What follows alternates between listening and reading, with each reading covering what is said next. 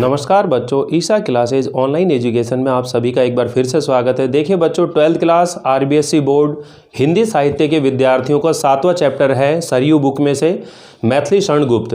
ये यशोधरा जो इनका खंड काव्य है, जैसे क्वेश्चन भी पूछा जा सकता है आप लोगों से कि ये जो यशोधरा है ये किस कोटि का काव्य है, तो आपने बताना है खंड काव्य है। ये क्या चीज़ है? ये खंड काव्य बात कर रहे हैं। ये यशोधरा जो काव्य का कविता का एक अंश है, ये गीत है और इसके अंदर आप लोग पहले भी समझ चुके हो कि जो गौतम हैं जिनका नाम सिद्धार्थ है और वे अपने महल को छोड़ करके अपनी पत्नी यशोधरा, अपने पुत्र राहुल को सोता हुआ छोड़कर रात्रि के अंदर ही वो ज्ञान प्राप्ति के लिए या सिद्धि प्राप्ति के लिए वो चले जाते हैं। इस बात से उनकी जो पत्नी है यशोधरा, उसे बड़ा दुख होता है, उसे बड़ा ही संतप्त यानी कि एक क्षोभ, दुख और वेदना की अनुभूति होती है। तो उसी भाव को यहाँ पर वो व्यक्त कर रहे हैं। तो मैथिली शरण गुप्त जी यहाँ उसी घटना का वर्णन कर रहे हैं। तो यशोधरा जो है अपनी सखी से संबोधित करते हुए गीत गा रही है। क्या कह रही है कि सिद्धि हेतु स्वामी गए, ये गौरव की बात। सिद्धि हेतु स्वामी गए, ये गौरव की बात, पर चोरी चोरी गए, यही बड़ा व्याघात। सखी वे मुझसे कह कर जाते, कह तो क्या मुझसे वे अपनी पथ बाधा ही पाते। मुझको बहुत उन्होंने माना, फिर भी क्या पूरा पहचाना। मैंने मुख्य उसी को जाना, जो वे मन में लाते। सखी वे मुझसे कह कर जाते।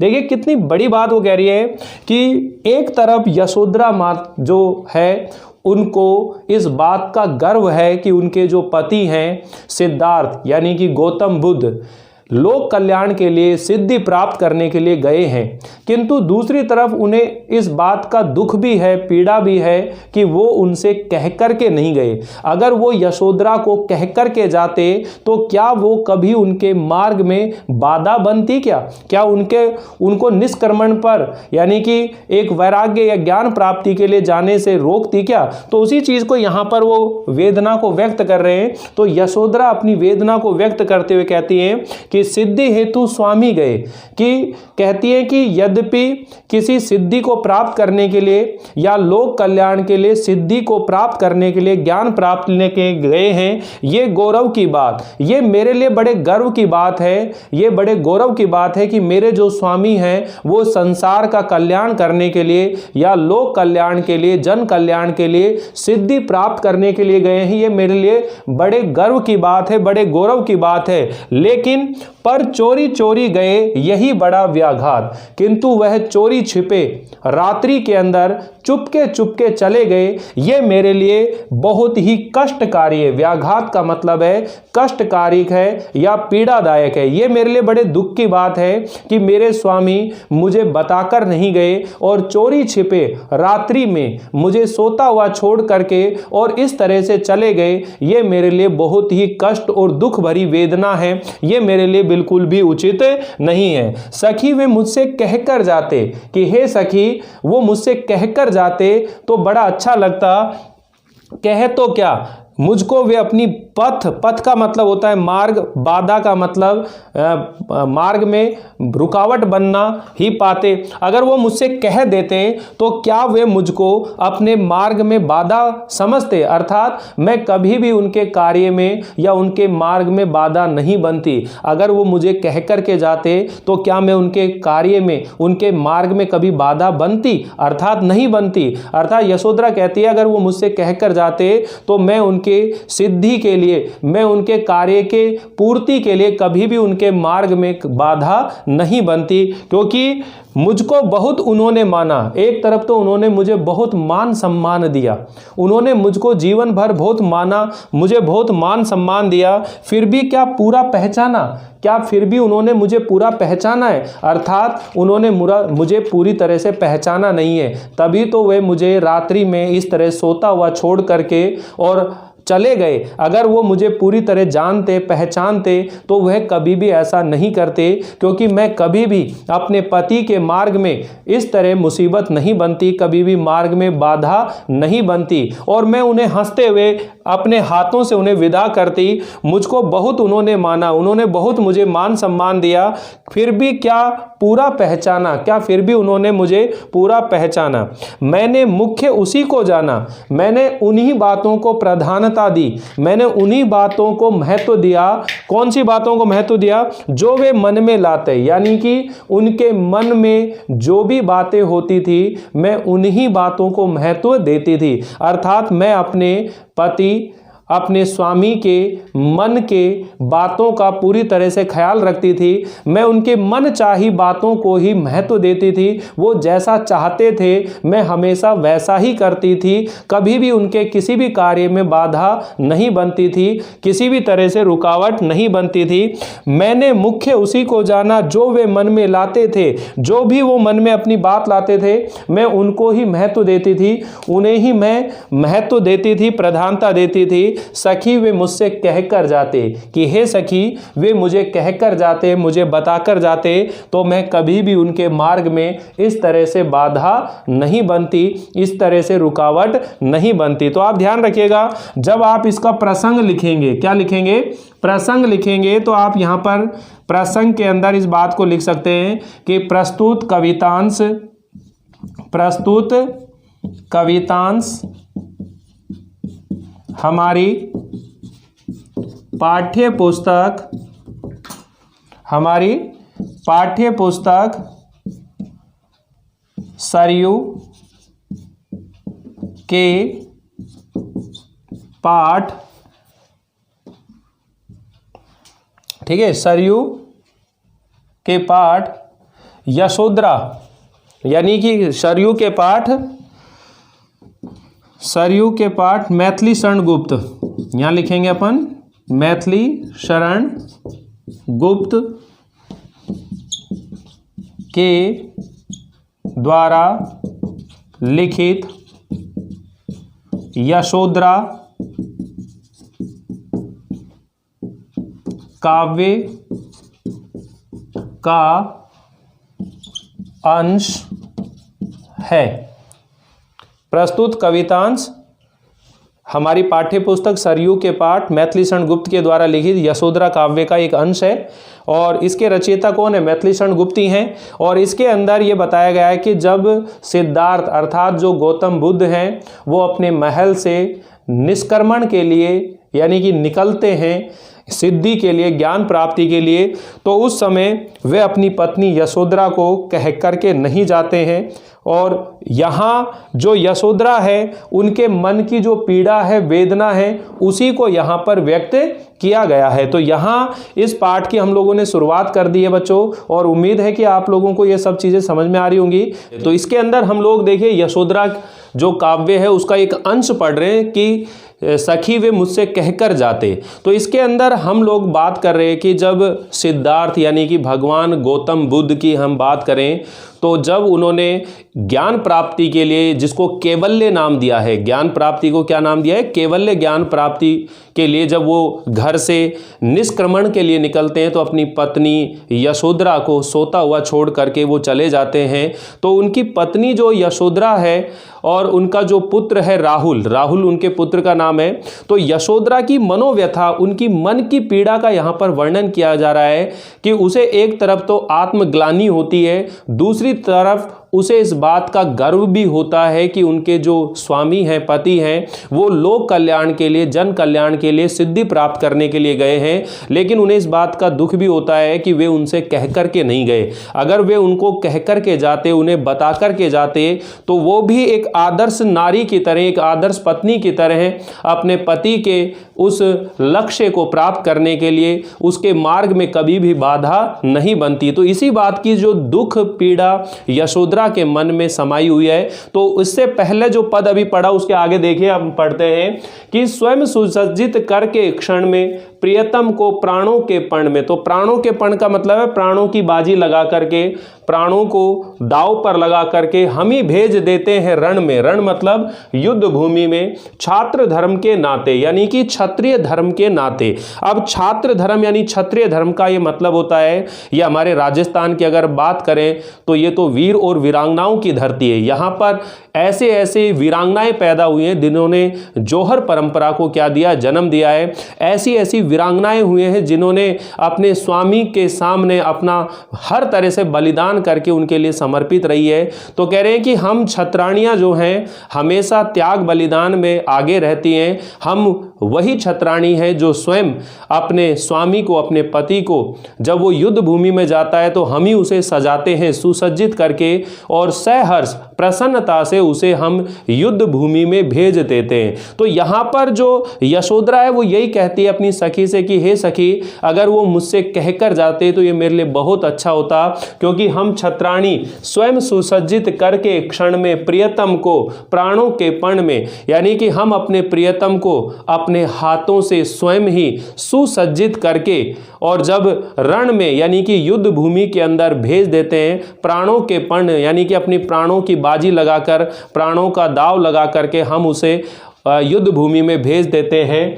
ठीक है, छात्र धर्म के नाते, क्योंकि छत्राणी का ये धर्म होता है कि वह अपने स्वामी के हर कार्य में उसकी हर मन की जो भी इच्छा है उसके अंदर उसका साथ देती है, तभी तो वह सहधर्मचारिणी यानी कि अर्धनारी, अगर हम कहते हैं कि अर्धनारीश्वर, यानी कि जैसे कहने का मतलब है कि पुरुष का जो आधा अंग है वो स्त्री ही होती है और इसीलिए वह उसके हर कर्म में क्या निभाती है, साथ देती है। तो यहाँ मैथिलीशरण गुप्त ने भारतीय नारी के आदर्शों को यहाँ पर व्यक्त करने की कोशिश की गई है यशोधरा के माध्यम से। साथ ही यशोधरा की जो मार्मिक वेदना है, उसकी जो पीड़ा है वो यहाँ पर व्यक्त की गई है।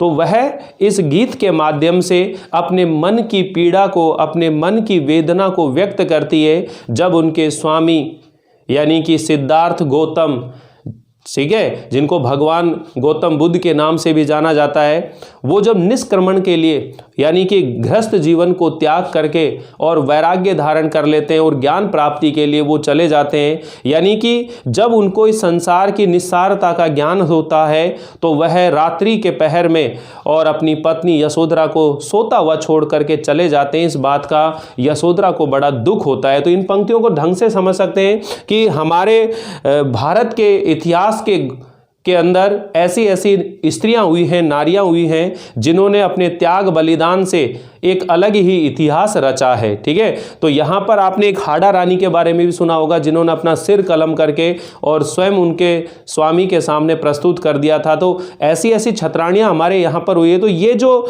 मैथिलीशरण गुप्त है ये हमारे राष्ट्र कवि के रूप में भी जाने जाते हैं और हमारा जो अतीत है उस कितना गौरवशाली था उसका भी यहाँ पर वो वर्णन करते हैं।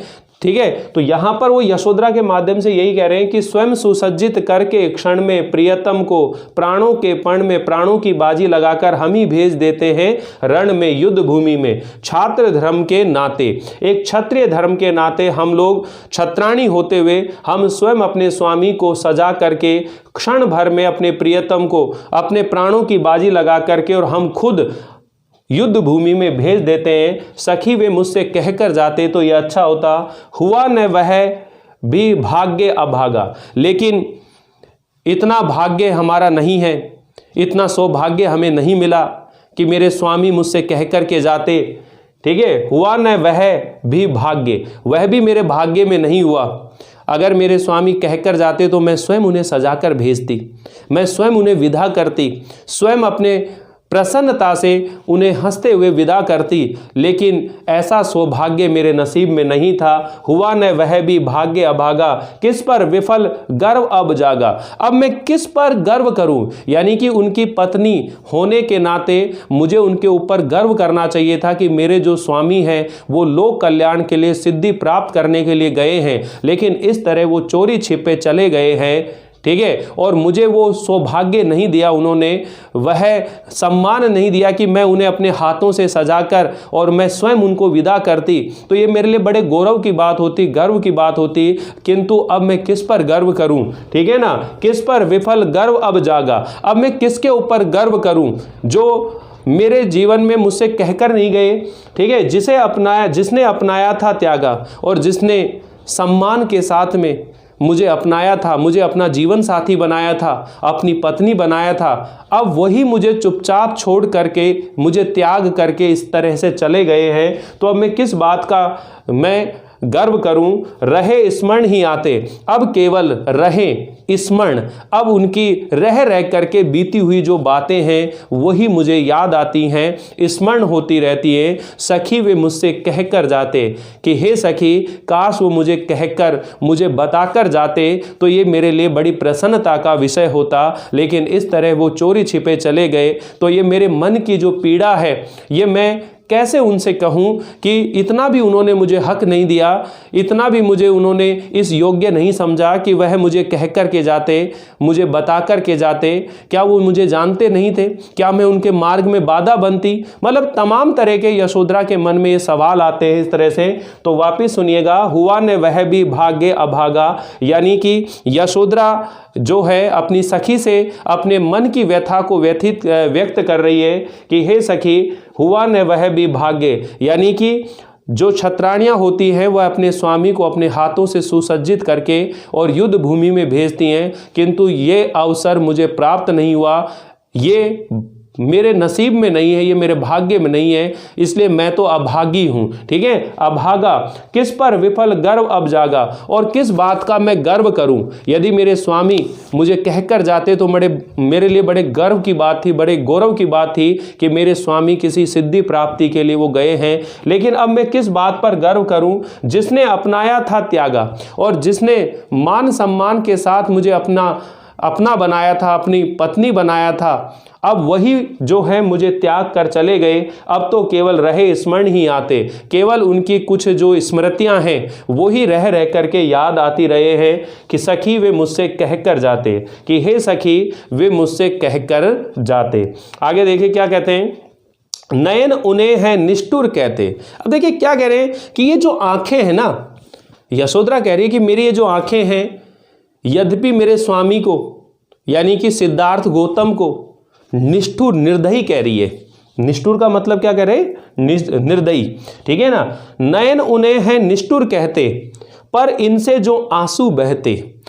ये जो आंखें हैं ये भले ही मेरे स्वामी को यानी सिद्धार्थ गौतम को क्या कह रही हूँ, निर्दयी कह रही हूँ, कठोर कह रहे हूँ, निष्ठुर कह रहे हूँ, पर इनसे जो आंसू बह रहे हैं, वो इन आंखों से जो आंसू बह रहे हैं, सदय, सदय मतलब दया से युक्त, सदय का मतलब होता है दया से युक्त हृदय वाले, यानी दया युक्त हृदय वाले वे सिद्धार्थ गौतम इन आंसुओं को कैसे सहन कर पाते। यानी कि जो सिद्धार्थ गौतम है वो तो बड़े दयालु किस्म के व्यक्ति हैं, और जब वो अगर मेरी आंखों में इस तरह आंसू देखते तो उन आंसुओं को वो कैसे सहन करते, क्योंकि उन्होंने मुझे अपना जीवन साथी बनाया और मेरे जीवन काल में बड़ा ही मान सम्मान मुझे दिया, बहुत प्रेम किया, वो बड़े ही दयालु किस्म के हैं। तो कहने का मतलब है यद्यपि मेरे जो आंखें हैं वो उनको निर्दयी, कठोर कह रही है, किंतु इन आंखों से जो आंसू बह रहे हैं उन आंसुओं को वो कैसे सहन कर पाते, कैसे सहते। गए तरस ही खाते, वे तो चुपचाप इसलिए चले गए, मुझ पे तरस खा करके, मुझ पे दया करके ही वो चुपचाप इस तरह से चले गए। मुझसे वे कहकर जाते, अगर वो मुझसे कहकर जाते, जाए सिद्धि पावे वे सुख से। तो देखिए यहाँ पर क्या कह रहे हैं कि गए तरस ही खाते, सखी वे मुझसे कहकर जाते। यहाँ पर जो पंक्ति है सखी वे मुझसे कहकर जाते, तो कह रहे हैं कि यहाँ इन पंक्तियों का मतलब भी समझने की कोशिश कीजिएगा कि ये यशोधरा की जो विरह व्यथा है, उसके मन की जो पीड़ा है वो यहाँ पर व्यक्त हो रही है। वो कहती है कि हे सखी, यद्यपि मेरे आँखें जो हैं उन्हें निष्ठुर कह रही है, उन्हें निर्दयी कह रही है, किंतु इन आँखों से जो आंसू बह रहे हैं उन आंसुओं को देख कैसे पाते, यानी कि दया युक्त हृदय वाले वह दयालु हृदय वाले गौतम सिद्धार्थ मेरे इन आंसुओं को कैसे सहन कर पाते। वे तो गए हैं तरस ही खाते, वे तो मुझ पर तरस खाकर ही चुपचाप रात्रि में चले गए। ठीक है ना। अगर वो मेरी स्थिति को देखते तो हो सकता है कि वह उन्हें सहन नहीं होता, इसलिए मेरे ऊपर तरस खाकर यानी कि वो चुपचाप चले गए। सखी वे मुझसे कहकर जाते तो अच्छा होता।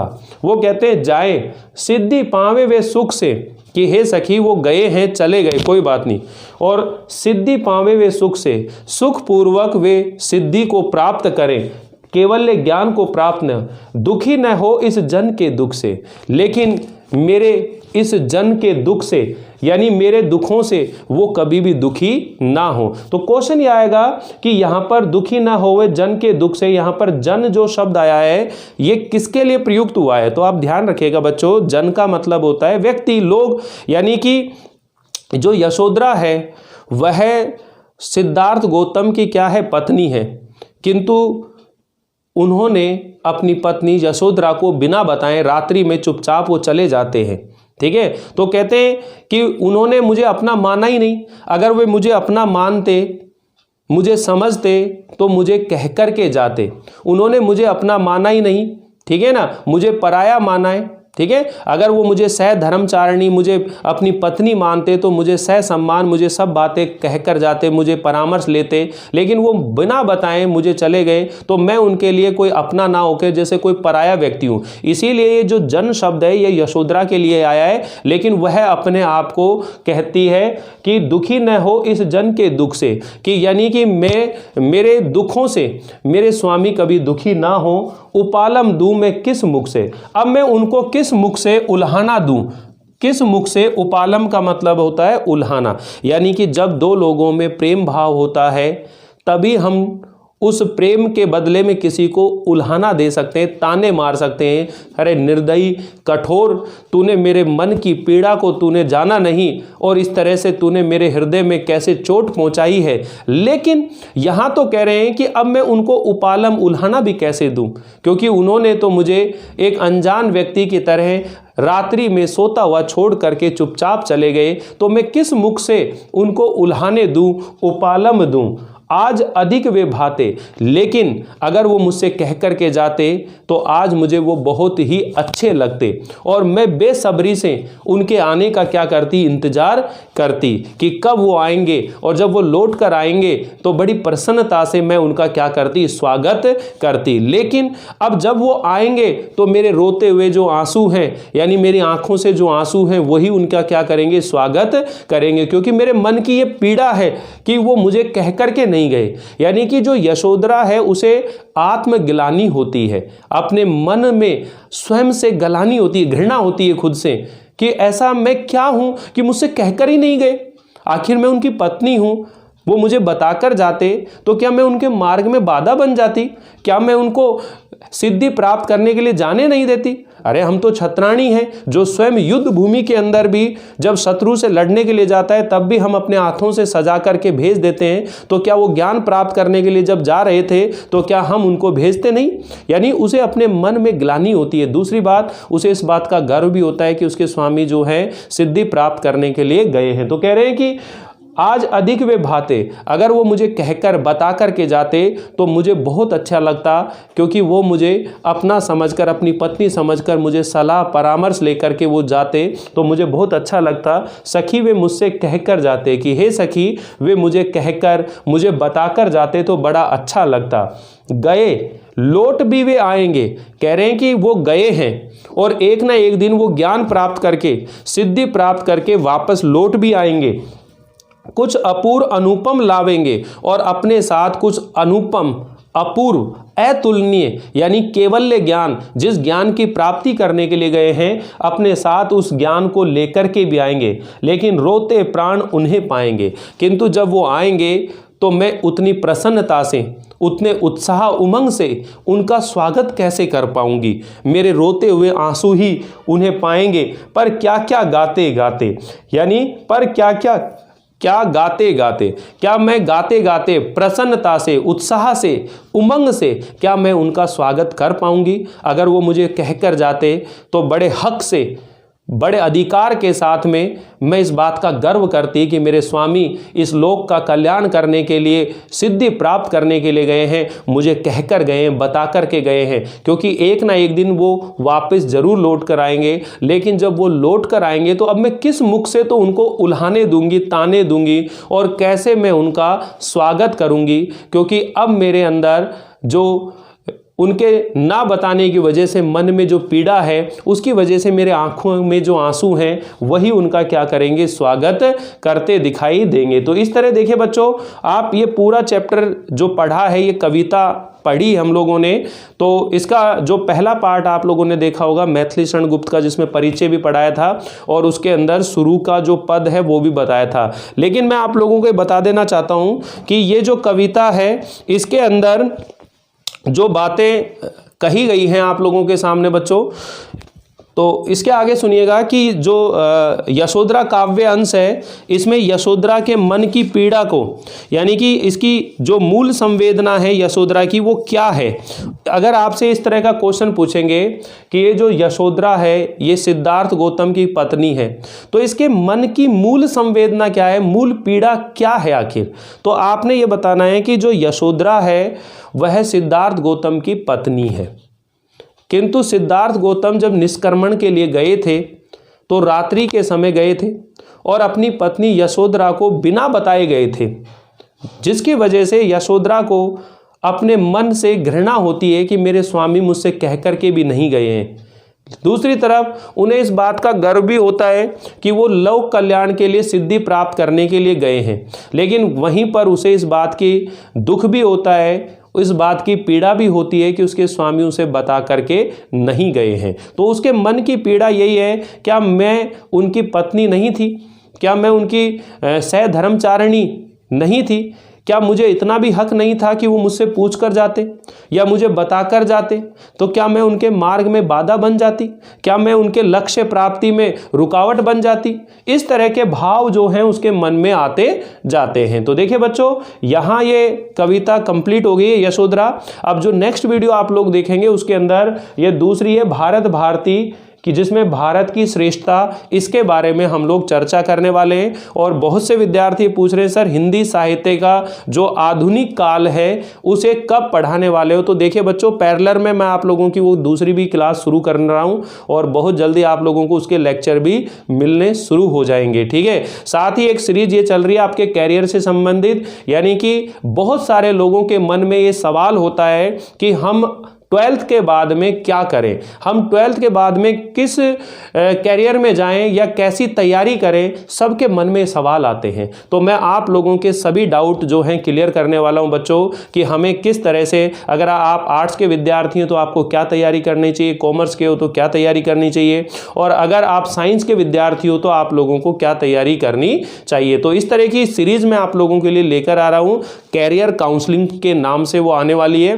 तो आप इस चैनल पर बने रहिए, जुड़े रहिए, ज़्यादा से ज़्यादा बच्चों को शेयर कीजिए, जोड़िए, ताकि सभी लोगों का यहाँ उनका कुछ ना कुछ कल्याण हो सके, उन्हें कुछ ना कुछ लाभ मिल सके। तो मिलते हैं अगली बार इस दूसरी कविता को लेकर, तब तक के लिए थैंक यू, बाय बाय।